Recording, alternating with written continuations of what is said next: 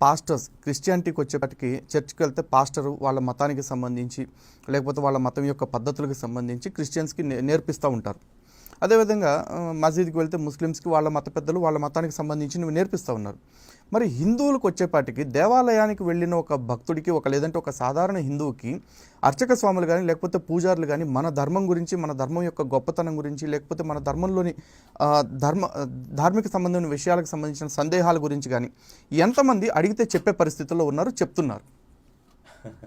అంటే నేను వింటున్న ఆరోపణ అయితే చెప్పట్లేదు, చేయట్లేదు, వాళ్ళు బాధ్యతగా లేరు అని విన్నాను నేను. బాధ్యతగా లేకపోవటం కాదండి. సరే, ఇవాళ గుళ్ళన్నీ ఎవరి కంట్రోల్లో ఉన్నాయి? దేవాదాయ శాఖ, ప్రభుత్వం కంట్రోల్లో ఉన్నాయి. దానికి ఈవోలని ఎవరిని పడితే వాళ్ళని తీసుకొచ్చారు. దొడ్డిదారి నుంచి ఇతర ధర్మాలకు సంబంధించిన వాళ్ళు చాలామంది అందులో ఉన్నారు. ఇప్పుడు లోపల కూర్చొని ఒక బ్రాహ్మడు గుడి దగ్గర జనం ఉన్నప్పుడు తాను మంచి చెప్తూ ఉన్నాడు అనుకోండి, వెంటనే ఈవో ఏమంటాడు? ఎందుకే సొల్లు మాటలు, నీ పన్ను చూసుకోపో, వెనకాలంత క్యూ ఉంది, నేను చెప్పుకుంటూ కూర్చుంటే ఎప్పటికి గెలవాలి క్యూ. ఆ మాట్లాడేటటువంటి బ్రాహ్మడికి గౌరవం ఏ స్థాయిలో ఉంది? 3rd స్టేజ్లో పడేశారు. మీకు వేరే ధర్మాల్లోకి వెళ్ళినప్పుడు వాళ్ళ మత ధర్మ పెద్దలు పై స్థాయిలో ఉంటారు, మిగతా సేవక వర్గం అంతా కూడా కింద స్థాయిలో ఉంటుంది. ఈ వైదిక ధర్మానికి వచ్చేటప్పుడు గుళ్ళల్లో చెప్పేవాడు కింద స్థాయిలో ఉన్నాడు, వాడి వల్లే, వాడు చెప్పడం వల్లే ఆ గుడి నడుస్తోంది.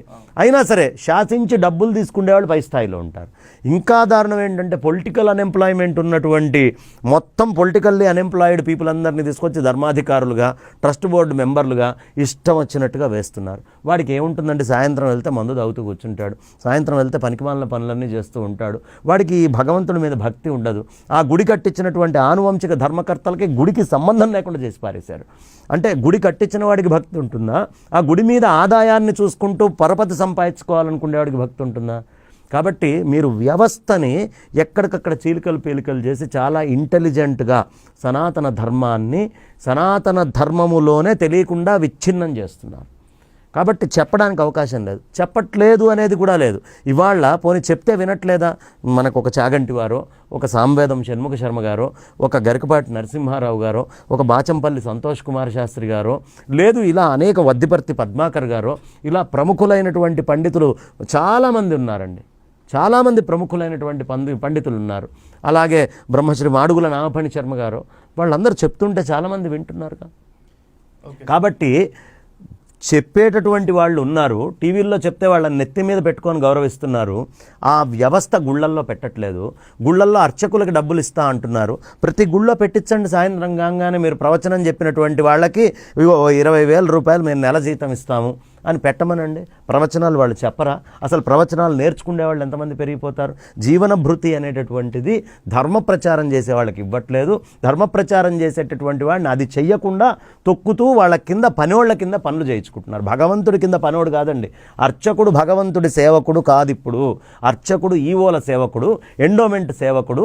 ఆ స్థితిలోకి దిగజార్చి మీరు కూర్చోబెట్టి చెప్పట్లేదు అంటే ఎవరు చెప్తారు? కాబట్టి సక్రమమైన వ్యవస్థ ఇవ్వండి. మీరు గుళ్ళు నడపక్కర్లా, మా గుళ్ళు మాకు అప్పచెప్పినా మేము ధర్మాన్ని చాలా ప్రచారం చేయగలం.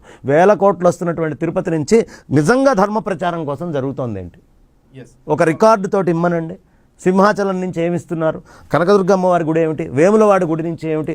యాదగిరి గుట్ట నుంచి ఏం చేస్తున్నారు? మీరు ధర్మ ప్రచారం చేయడం కోసం ఎంతమంది బృందాలుగా మీరు తయారు చేశారు? ఈ ధర్మాన్ని ప్రచారం చేయడానికి మీరు ఎంతసేపు ఉన్నా అక్కడ మంత్రం చదివి ఇచ్చేవాళ్ళు. వైదిక ధర్మము 3 విభాగాలండి. ఒకటి కేవలం వేదమంత్రాలు, అర్చకము, అర్చన, అర్చకత్వం.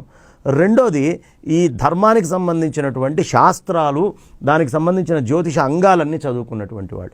మూడోది పురాణాలు, ఈ ధర్మాలకు సంబంధించినవన్నీ కూడా ప్రవచనం చేసేవాళ్ళు. ఈ శాస్త్రాన్ని, వేదార్థాన్ని, వీటన్నిటినీ ఈ ధర్మం నుంచి కట్ చేసి పక్కన పెట్టేశారు.